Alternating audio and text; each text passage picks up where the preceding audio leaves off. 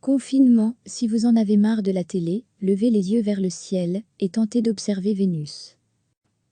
Collectionnez les nuages le jour, repérez Vénus ou Orion la nuit. La physicienne française Blandine Pluchet conseille aux confinés d'abandonner un moment la TV pour prendre le temps de se pencher à la fenêtre. C'est de la contemplation, c'est plus lent que ce qu'on a l'habitude de regarder. C'est un bon moment pour lever la tête vers le ciel et découvrir ce monde-là que nous n'avons pas le temps de regarder quand on est toujours affairé, dit la scientifique qui a écrit plusieurs ouvrages de vulgarisation sur l'observation des ciels diurnes et nocturnes, l'astrophysique ou la physique quantique. Confinée dans les Deux-Sèvres, elle conseille d'observer les nuages, ces phénomènes atmosphériques éphémères qui évoluent à différentes altitudes. Tout en haut, les cirrus composés de cristaux de glace, en forme de filaments, très fins, très délicats. Plus bas, par beau temps, le cumulus, formé par la condensation de l'humidité d'une masse d'air chaud qui monte et se refroidit, avec une base plate et une surface en forme de chou-fleur. Et puis les stratus, des nuages plutôt déprimants, qui couvrent le ciel en entier, pèsent sur le moral et amènent la pluie.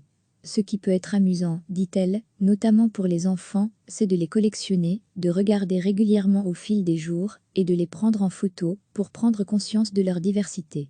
On peut guetter des formes de nuages rares, comme le nuage mama, dont des protubérances parsèment la face inférieure, faisant penser à des mamelles.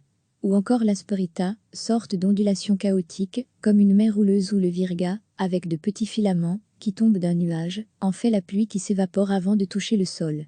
Car, avec leur nom latin, les nuages sont classifiés depuis le 19e siècle, avec 11 espèces ajoutées en 2017, certaines liées à l'activité humaine.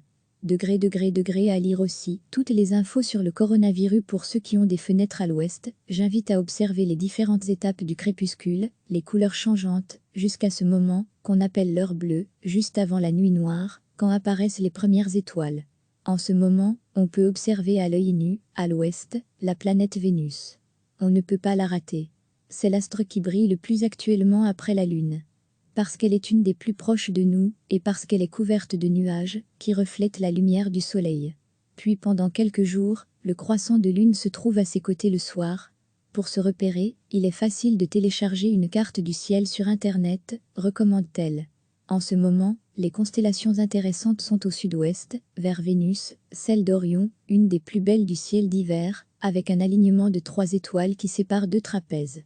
Au sud, la constellation du Lion, immense trapèze écrasé. À l'est, celle du Bouvier, en forme de cerf volant avec l'étoile Arcturus, que les Polynésiens utilisaient pour naviguer. Elle suggère de choisir un repère fixe, comme une cheminée, un mur ou un arbre, regarder les étoiles, et revenir une heure plus tard pour se rendre compte que les étoiles, fixes les unes, par rapport aux autres, se sont déplacées. En fait, c'est la Terre qui a tourné. Avec la pollution lumineuse de l'éclairage public et des boutiques, ces observations à l'œil nu sont difficiles dans les grandes villes. Le confinement pourrait être l'occasion d'arrêter un peu tous ces éclairages qui ne sont pas forcément nécessaires. On pourrait ainsi se réapproprier notre ciel nocturne, qui est une fenêtre sur l'univers, dit la scientifique. Recevez chaque matin l'essentiel de l'actualité.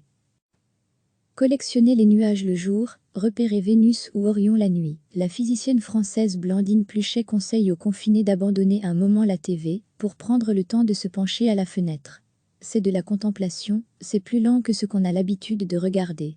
C'est un bon moment pour lever la tête vers le ciel et découvrir ce monde-là que nous n'avons pas le temps de regarder quand on est toujours affairé, dit la scientifique qui a écrit plusieurs ouvrages de vulgarisation sur l'observation des ciels diurnes et nocturnes, l'astrophysique ou la physique quantique.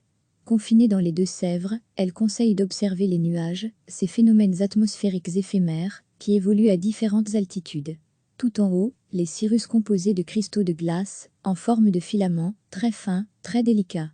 Plus bas, par beau temps, le cumulus, formé par la condensation de l'humidité d'une masse d'air chaud qui monte et se refroidit, avec une base plate et une surface en forme de chou-fleur.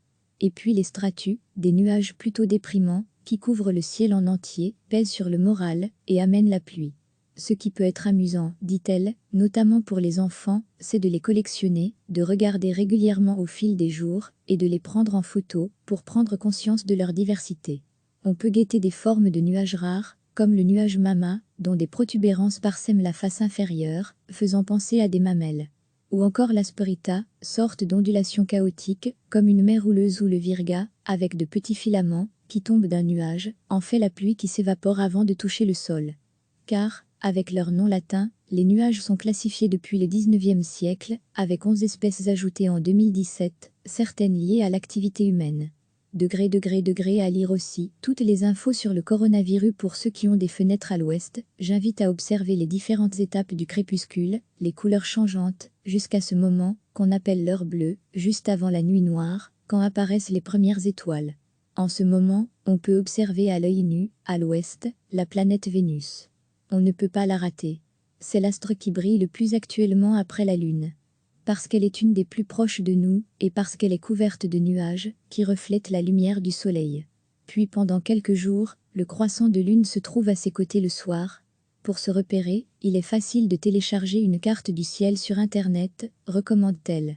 En ce moment, les constellations intéressantes sont au sud-ouest, vers Vénus, celle d'Orion, une des plus belles du ciel d'hiver, avec un alignement de 3 étoiles qui sépare 2 trapèzes. Au sud, la constellation du Lion, immense trapèze écrasé. À l'est, celle du Bouvier, en forme de cerf-volant avec l'étoile Arcturus, que les Polynésiens utilisaient pour naviguer. Elle suggère de choisir un repère fixe, comme une cheminée, un mur ou un arbre, regarder les étoiles, et revenir une heure plus tard pour se rendre compte que les étoiles, fixes les unes, par rapport aux autres, se sont déplacées. En fait, c'est la Terre qui a tourné. Avec la pollution lumineuse de l'éclairage public et des boutiques, ces observations à l'œil nu sont difficiles dans les grandes villes. Le confinement pourrait être l'occasion d'arrêter un peu tous ces éclairages, qui ne sont pas forcément nécessaires. On pourrait ainsi se réapproprier notre ciel nocturne, qui est une fenêtre sur l'univers, dit la scientifique. Cliquez sur s'abonner pour recevoir les dernières nouvelles.